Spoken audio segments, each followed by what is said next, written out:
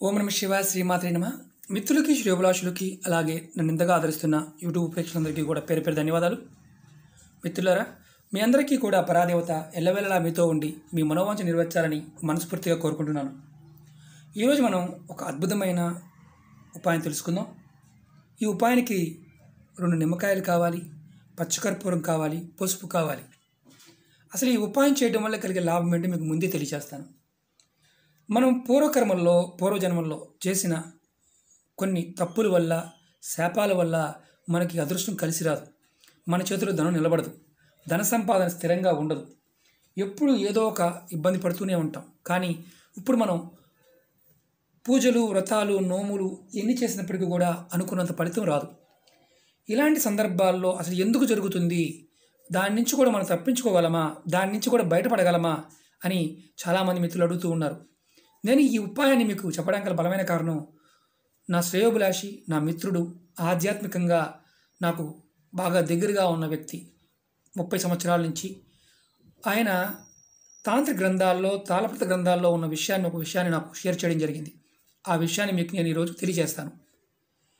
అద్భుతమైన మన జీవితాన్ని మార్చుకోగలిగే ఒక తేలికైన ఉపాయం. ఇలాంటి ఉపాయాలు చాలా తాంత్రిక గ్రంథాల్లో కానీ, మన దగ్గర ఉన్న పుస్తకాల్లో కానీ అందుబాటులో లేవు. కొన్ని తాళపత్ర గ్రంథాల్లోనూ, పురాతనమైన ప్రతుల్లో మాత్రమే అందుబాటులో ఉన్నాయి. జ్యోతిష్ శాస్త్రంలోనూ, తంత్రశాస్త్రంలోనూ, మన పురాణాల్లో కూడా అంతర్లీనంగా చాలా చిన్న చిన్న ఉపాయాలు ఉన్నాయి. మీకు వీలైతే పురాణాలు చదవండి, అద్భుతమైన జ్ఞానం వస్తుంది, మన సైన్స్ ఏంటో అర్థమవుతుంది. ఈ ఉపాయం చేయడం వల్ల మనలో ఉండే కొన్ని అద్భుతాలు జరిగే అవకాశం ఉంటుంది. అవి ఎలా జరుగుతాయి, ఏ విధంగా జరుగుతాయి, ఎలా చేయాలో మీకు పాయింట్ టు పాయింట్ చెప్తాను. స్కిప్ చేయకుండా చూడ ప్రయత్నం చేయండి.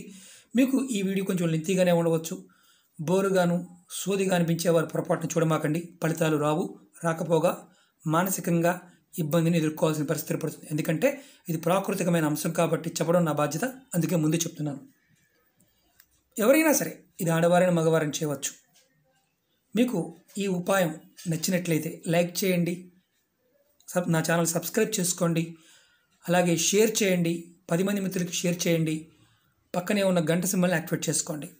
ఎందుకంటే ఇవి అంత ఈజీగా దొరికే ఉపాయాలు కాదు.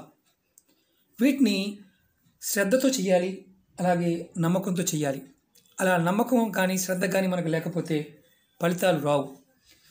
మన శ్రద్ధతో నమ్మకంతో చేసినప్పుడు అద్భుతమైన ఫలితాలు వస్తాయి.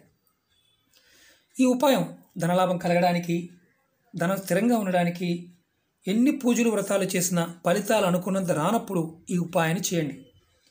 మన శరీరంలో అనేక చక్రాలు ఉంటాయి. మనం షట్చక్రాలను చూస్తూ ఉంటాం, శ్వాస మీద ధ్యాస, ఇలాంటివన్నీ వింటూ ఉంటాం. అలా కాకుండా మన శరీరంలో ఇంకా 114 చక్రాలు ఉన్నాయి. ఇంకా చక్రాలు చాలా ఉన్నాయి. ఈ 114 చక్రాల్లో మన అరిచేతుల్లో కూడా కొన్ని చక్రాలు ఉంటాయి. మన చేతులతో ఏ పని చేసినా కలిసి రాకపోవడానికి గల బలమైన కారణం, మనలో ఉండే దైవశక్తి, మనలో ఉన్న మానసిక శక్తిని ప్రేరణ కలిగించే కొన్ని సందర్భాలు, ఆ శక్తిని అడ్డుకునే కొన్ని దుష్ట శక్తులు కావచ్చు, నెగిటివ్ ఎనర్జీ కావచ్చు, పూర్వకర్మలు కావచ్చు, అలాగే తెలిసి కానీ కానీ అంతకుముందు జన్మలో చేసిన పాపాల వల్ల కానీ కొన్ని సందర్భాల్లో మనకి ధనం రాదు.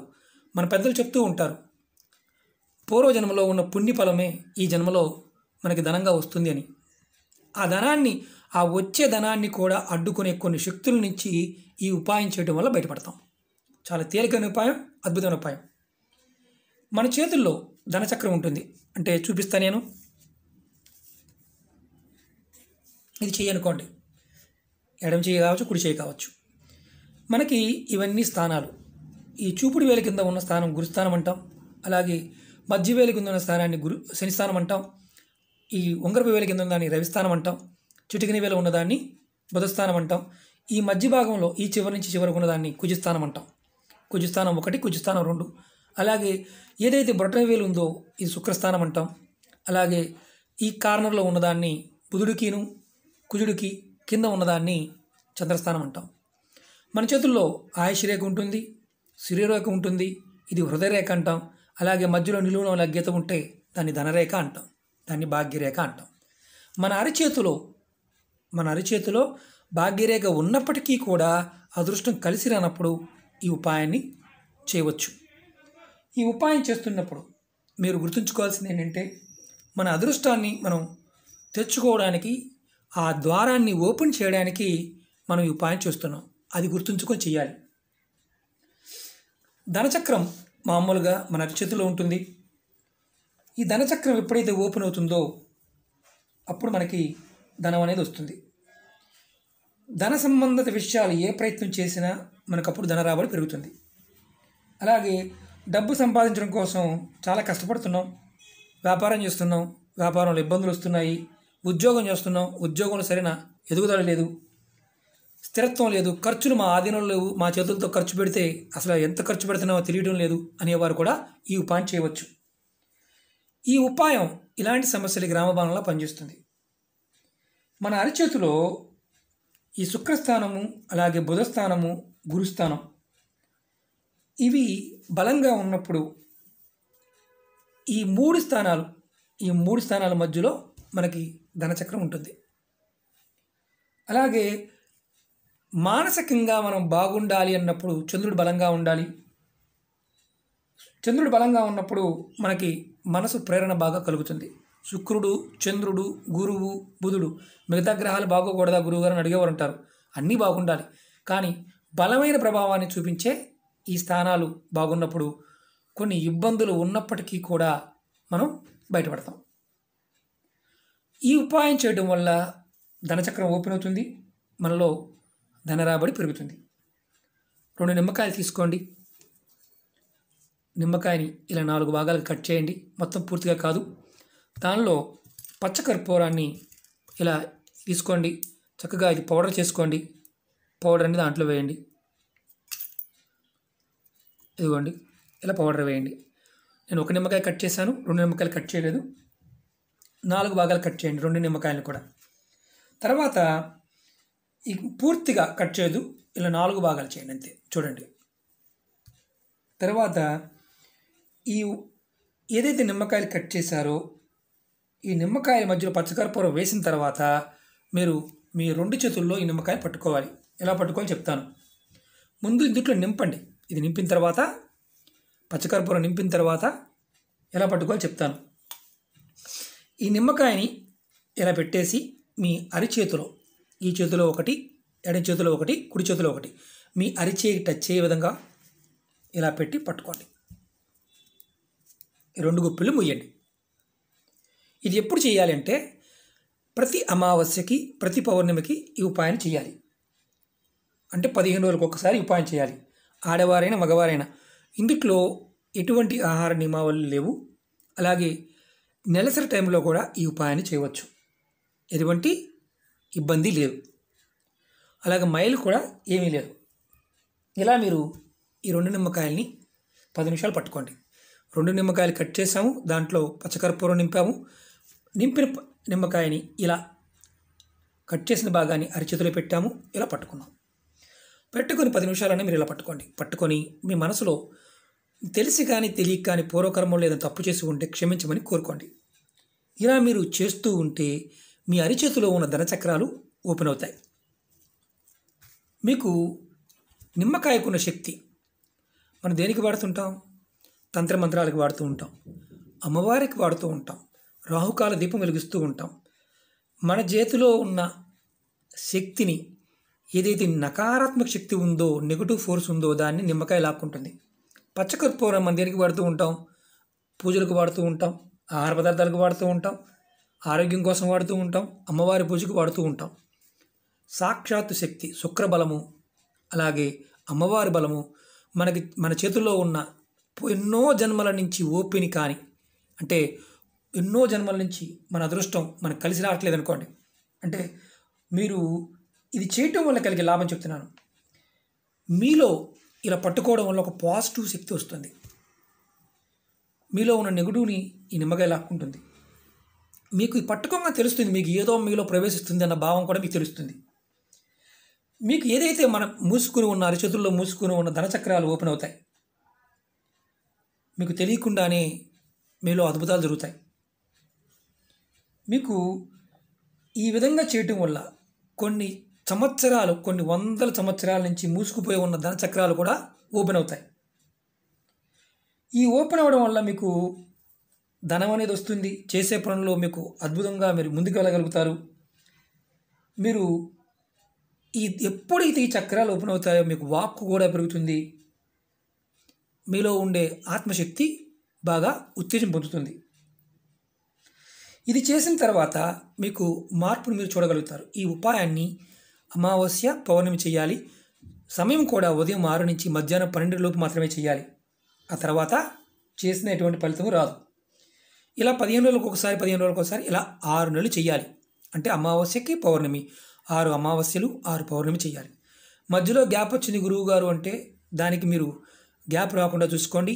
ఎందుకంటే ఇది కంటిన్యూ చేయడం వల్ల చాలా బాగుంటుంది. ఇంకా ఎక్కువ రోజులు కూడా చేయవచ్చు, ఇబ్బంది ఏం లేదు. తర్వాత మీరు ప్రతి అమావాస్యకి, ప్రతి పౌర్ణమి కూడా చేయవచ్చు. కానీ బాగా ఫలితాలు మనం చూడాలనుకున్నప్పుడు ఒక మినిమం 6 నెలలైనా చేయాలి. ఇలా మనం చేయడం వల్ల కలిగే లాభాలు మనం తెలుసుకున్నాం. అదృష్టం కలిసి వస్తే తెలుసుకున్నాం. ఏ శక్తి ఉందో తెలుసుకున్నాం. ఇది మొదలుపెట్టిన తర్వాత మార్పు అనేది మనకు కనిపిస్తూ ఉండాలి. కనిపించలేదనుకోండి, అప్పుడు మనం ఏం చేయాలో కూడా చెప్తాను. మీరు 6 నెలలు చేశారు, ఎటువంటి మార్పు కనిపించలేదు. అప్పుడు మీరు గుర్తుంచుకోండి, మళ్ళీ అమావాస్యకి మళ్ళీ పౌర్ణమి చేసేటప్పుడు మీరు ఇలా పసుపు తీసుకొని మీ చేతుల్ని ఈ పసుపు నీళ్ళలో వేసి చేతులను కొంచెం కడుక్కొని ఆ తుడుచుకున్న తర్వాత ఈ నిమ్మకాయలని మీరు మళ్ళీ చేయండి. ఒకవేళ లేకపోతే పసుపుతో ఎటువంటి పని లేదు. మీరు ఈ అద్భుతమైన ఉపాయం చేస్తున్నప్పుడు మీలో 1000 రెట్లు శక్తి వచ్చినట్టు అనిపిస్తుంది. మీకు బలం పెరుగుతుంది, ధన రాబడి వస్తుంది, ధనం కూడా మీరు చూడగలుగుతారు. రెండోది, ఈ నిమ్మకాయ పని అయిపోయింది, చేసాము, ఏం చేయాలి? ఈ నిమ్మకాయని తీసుకువెళ్ళి ఈ చెట్టు మొదల్లో కానీ లేదా పారే నీళ్ళలో వేయాలి. పొరపాటున డస్ట్బిన్లో కానీ లేకపోతే మీరు రోడ్డు మీద కానీ పారేయవద్దు. చేస్తే మీకు ఎటువంటి ఫలితము రాదు. చెట్టు మొదల్లో కానీ పారే నీళ్ళలో వేయాలి. అలాగే డస్ట్బిన్లో కానీ లేకపోతే రోడ్డు మీద కానీ పారేయవద్దు. ఇంకొకటి చాలా ఇంపార్టెంట్ ఏంటంటే, ఈ ఉపాయం చేస్తున్నప్పుడు ఎవరితో మాట్లాడవద్దు. అలాగే ఈ ఉపాయం అయిపోయిన తర్వాత చేతులు కాళ్ళు కడుక్కోండి. వీలైతే స్నానం కూడా చేయండి. మరి ఉద్యోగస్తులు, వ్యాపారస్తులు ఇలాంటి వారికి వీలు కాదు, మేము బయటికి వెళ్తామండి అనేవారు ఎవరైనా సరే, మీరు పొద్దున్నే లేచిన తర్వాత స్నానం చేసిన తర్వాత ఈ ఉపాయం చేసి మీరు బయటికి వెళ్ళండి. ఖచ్చితంగా మీకు అద్భుతమైన ఫలితాలు వస్తాయి. ముందు రోజుల్లో కూడా మీకు హస్త సాముద్రికం గురించి, అంగ సాముద్రికం గురించి, వీటి గురించి కూడా నేను మీకు వీడియోలు చేస్తాను. మీరు నన్ను ఇంతగా ఆదరిస్తున్నందుకు మీ అందరికీ కూడా పేరు పేరున ధన్యవాదాలు తెలియజేసుకుంటున్నాను. నాకు ఇలాంటి విషయాల్లో సహాయం చేస్తున్న మిత్రులు, శ్రేయోభిలాషులు, గురువులు, సిద్ధులు అందరికీ కూడా పేరు పేరున నేను ధన్యవాదాలు తెలియజేస్తున్నాను. ఆ పరాదేవత మీ అందరి పట్ల, మీ అందరిలో ఉండి మిమ్మల్ని ముందుకి మరిన్ని రోజుల్లో మన సమాజానికి మరింత ఉపయోగకరమైన, అధునాతనమైన ఏదైతే ఈ శాస్త్రం ఉందో, అంటే అర్థం కాదు మనకి, చాలా సనాతనమైనది, మనకు అర్థం కానిది మనం కొత్త టెక్నాలజీ అనుకుంటాం. ఇలాంటి అద్భుతమైన శాస్త్రాన్ని మనందరికీ అందిస్తున్న గురువులందరికీ కూడా నేను పాదాభివందనం చేస్తున్నాను. ఎందుకంటే ఇలాంటి విషయాలు అంత తొందరగా మనకు తెలియవు. వారు చెప్పబట్టి, వారు నన్ను ప్రోత్సహించబట్టి నేను ఇవన్నీ మీకు ముందు ఇంకా ఇవ్వడానికి ప్రయత్నం చేస్తాను. మిత్రులారా, మీకు ఈ వీడియో నచ్చినట్లయితే లైక్ చేయండి, నా ఛానల్ సబ్స్క్రైబ్ చేసుకోండి, గంట సింబల్ యాక్టివేట్ చేసుకోండి, 10 మంది మిత్రులకి షేర్ చేయండి. అలాగే మీ అందరికీ ఒక విషయాన్ని విన్నవిస్తాను. మన సనాతన ధర్మంలో మనం ఏదైతే ఆహారాన్ని వాడుతున్నామో, పదార్థాలు వాడుతున్నామో, వాటి ఉన్న శక్తి సామర్థ్యాలు మన ఋషులు, మన పెద్దలు, మన పూర్వీకులు ఎన్నో అద్భుతమైన విషయాలు చెప్పారు. కానీ మనం మతం అనే రంగు పులుముకొని చాలామంది వీటిని తప్పుగా ప్రొజెక్ట్ చేయడానికి ట్రై చేస్తూ ఉన్నారు. అది అర్థమవుతుంది. ఇది మతం కాదు, ధర్మం.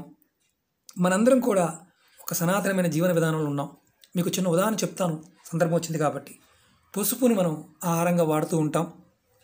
చాలామందికి తెలియదు. మనం కాళ్ళకి రాసుకున్న, ఒంటికి రాసుకున్న, మన స్నానం చేసిన, ఆహారంలో తీసుకున్న ఎన్నో కొన్ని వందల రకాల రుగ్మతలకి ముందుగా పనిచేస్తుంది. బొట్టు పెట్టుకుంటే కొంతమందికి నామోషిగా ఫీల్ అయ్యే వాళ్ళు ఉన్నారు. చాలామందికి తెలియదు. బొట్టు ఎలా తయారు చేస్తారో, పసుపుతో తయారు చేస్తారు. నిమ్మకాయ రసం పిండుతారు, తినే సోడా వేసి కలర్ రావడానికి, దాన్ని ఎర్రగా రావడానికి చేస్తారు. ఎరుపు ఆకర్షణ శక్తి కలిగినది. ఇదే పదార్థం ఆజ్ఞాచక్రాన్ని ప్రేరేపిస్తుంది. ఎన్నో రకాల బొట్లు ఉన్నాయి, కానీ బొట్టు పెట్టుకోవడం కూడా తప్పుగా భావించే వారు కొంతమంది ఉన్నారు. చాలామంది తెలియని ఏంటంటే, మన సనాతన ధర్మంలో ఉన్న అద్భుతమైన మన వంటింట్లో ఉన్న పదార్థాల్లో ఉన్న శక్తిని మన ఋషులు మనకు చెప్పారు. కాలక్రమేణా మనం వాటిని దూరం చేయటం వల్ల మనం మందులుగా కూడా చివరికి టాబ్లెట్లో కూడా పసుపుని వేసుకుని తీసుకునే పరిస్థితిలోకి వచ్చాం. కాబట్టి గుర్తుంచుకోండి, మన ధర్మం చాలా అద్భుతమైంది, చాలా అద్భుతమైన శక్తి కలిగింది. దీన్ని స్వధర్మాన్ని వదిలేసి మనం పరధర్మంలో వెళ్తే మనం లాభం కంటే నష్టాన్ని పొందుతాం. అది గమనించండి. మనం వాడుతున్నది నిజమా కాదా అనేది మన శాస్త్రాల్లో ఉన్నాయి. మీరు పురాణాలు చదవండి. సైన్స్ని మన కథల రూపంలో చాలా అద్భుతంగా చదవడం జరిగింది. ఎన్నో గ్రంథాలు ఉన్నాయి, చదివితే కదా తెలిసేది. చాలామంది నెగిటివ్గా భావించి దీన్ని తప్పుగా అనుకునేవారు చాలామంది ఉన్నారు. పదార్థంలో ఉన్న శక్తి, మనలో ఉన్న శక్తి ఏకమైనప్పుడు అద్భుతాలు జరుగుతాయి. సనాతన ధర్మం అలాంటిదే. మన ధర్మం ఎప్పుడూ కూడా పరధర్మాన్ని లేకపోతే వేరే వాళ్ళని ఎప్పుడూ చిన్నచూపు చూడదు. ఎవరిని, అన్ని ధర్మాలని గౌరవించమని చెప్తుంది. కాబట్టి స్వధర్మం అనేది చాలా మంచిది, దాన్ని తప్పుగా తీసుకోవద్దు. చాలామంది అడుగుతున్నారు, మేము మతాలు మార్చుకున్నామండి, మేము చేయవచ్చా చేయకూడదని అడుగుతూ ఉన్నారు. మీరు ఈ ఉపాయాన్ని, ఈ విధానాన్ని చేయగలిగితే చేయండి. అది మీ అభిప్రాయం, మీ మనసు మీద ప్రభావం చూపించే విషయం కాబట్టి. అంతేగాని నేను ఈ మతం అండి, నేను ఆ మతం అండి అని మాత్రం నా దగ్గర కామెంట్ చేయమాకండి. ఎందుకంటే మీరందరూ కూడా ఈ దేశంలో ఉన్నవారు, భారతదేశంలో ఉన్నవారు అందరూ కూడా సనాతన ధర్మంలో ఉన్న వ్యక్తులని నేను భావిస్తాను. నేను మతంగా ఏ మతాన్ని కానీ ఎవరిని కానీ కించపరచడం కానీ ఇలాంటి విషయాన్ని నేను అంగీకరించను. ఎవరు చేసేది వాళ్ళు చేయాలి. భగవంతుడు అన్నింటిలోనూ ఉన్నాడు. మీరు ఏ రూపంలో కొలిసినా, ఏ విధంగా కొలిసినా భగవంతుడు అనేవాడు పలుకుతాడు. అందులో మగవాడం లేదు. ఆయనకి భేదాభిప్రాయాలు ఏమీ ఉండవు. కానీ ఆయుర్వేదంలో ఉన్న ఈ తాత్విక జ్ఞానం, ఈ తంత్రజ్ఞానం అనేది మన ఋషులు చెప్పారు కాబట్టి మనం ఆచరించడం వల్ల ఫలితాలు పొందుతాం. అంతేగాని మతాన్ని మాత్రం ఆపాదించమాకండి, మతంగా చూడమాకండి. ఓకే మిత్రులారా, ఓం నమః శివాయ, శ్రీమాత్రే నమః.